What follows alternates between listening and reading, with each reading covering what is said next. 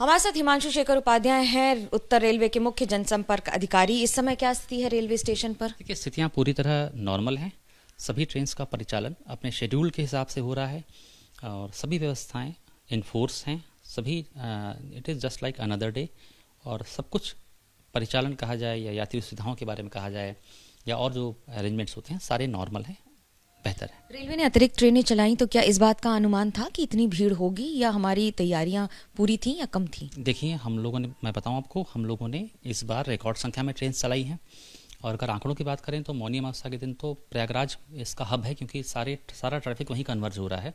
तो मौनी अमावस्या के दिन हम लोगों ने 364 ट्रेन का प्रयागराज से बाहर की तरफ संचालन किया, आउटवर्ड। और अगर इनवर्ड ट्रेन जोड़ लिया जाए तो हम लोगों ने 440 से ज़्यादा ट्रेन का संचालन किया। इसका मतलब हुआ 24 घंटे में 364 ट्रेन के संचालन का मतलब हुआ हर 4 मिनट से भी कम में एक ट्रेन चलाना, जो कि एक रिकॉर्ड था, जो कि एक बहुत बड़ी उपलब्धि थी। और तो और हम लोगों ने इस बार 3,500 से ज़्यादा स्पेशल ट्रेन के परिचालन का प्लान किया हुआ है। और जिस हिसाब से हम एक्स्ट्रा नंबर में ट्रेन चला रहे हैं, मुझे लगता है कि 3,500 से कहीं ज़्यादा संख्या में हम ट्रेन चला ले जाएंगे। घायलों की संख्या कितनी है या मृतकों की संख्या कितनी है इस पर? इस बारे में हॉस्पिटल से भी कंफर्मेशन वेट किया जा रहा है। जैसे ही हॉस्पिटल से कंफर्मेशन आएगा मैं आपको बताऊँगा। घायलों के लिए और उनके परिजनों के लिए क्या संदेश है, क्योंकि वो बार बार ये जानने की कोशिश कर रहे हैं उनके लोग सुरक्षित हैं कि नहीं? देखिए, मैं आपको बताना चाहूँगा, सभी घायलों से जो भी लोग थे उनका संपर्क किया गया है और मुआवजा राशि की भी घोषणा की गई, डिस्ट्रीब्यूट भी की जा रही है। मृतकों को 10 लाख रुपए, गंभीर रूप से घायल लोगों को 2.5 लाख रुपए और सामान्य रूप से चोटिल घायल लोगों को 1 लाख रुपए की सहायता राशि प्रदान की गई है। और जो बाहर के तरफ जाने वाले लोग हैं उनके लिए हम पूरी मदद भी कर रहे हैं कि इस तरह की जो दुखद घटना हुई है तो जो बाहर जाने वाले लोग उनकी हम पूरी मदद भी कर रहे हैं। कमेटी का गठन किया गया है, उसकी रिपोर्ट या कोई प्राथमिक इनपुट आया है? देखिए, अभी कमेटी का गठन किया गया है, हाई लेवल कमेटी है और अभी उसने जांच शुरू कर दी है और शीघ्र ही ये अपनी रिपोर्ट देगी। उसके बाद हमें समझ में आएगा कि क्या कारण थे बेहतर में और क्या हम बेहतर कर सकते हैं और आगे। कुंभ में अभी और भी कुछ दिन बाकी हैं, लोगों को क्या कहेंगे, क्योंकि जिस तरह से वीकेंड पर भीड़ बढ़ रही है उसके लिए तैयारियां क्या बेहतर होनी ज़रूरी है? देखिए, हम लोगों ने पिछले साल से, पिछले कुंभ से बहुत बेहतर तैयारियां की हैं और ये दिन प्रतिदिन और अच्छी से अच्छी तैयारी कर भी रहे हैं।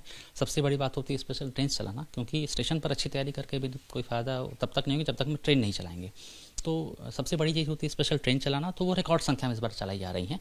वॉर रूम के माध्यम से रेलवे बोर्ड स्तर पर, जोनल स्तर पर, डिवीजन स्तर पर राउंड द क्लॉक 24/7 मॉनिटरिंग की जा रही है। क्या प्राथमिक स्तर पर किसी प्राइमरी रूल का उल्लंघन किया गया जिसकी वजह से आउट ऑफ कंट्रोल भीड़ दिख रही है? मैं आपको बताऊं कि इन सभी मुद्दों पर मेरा सिर्फ इतना कहना है कि एक अफवाह चल रही है कि ट्रेन कैंसिल की गई थी या ट्रेन का प्लेटफॉर्म बदला गया था। तो मैं आपके माध्यम से बताना चाहूँगा कि कोई भी regular train, schedule train cancel नहीं की गई थी और न ही किसी शेड्यूल ट्रेन का प्लेटफॉर्म बदला गया था।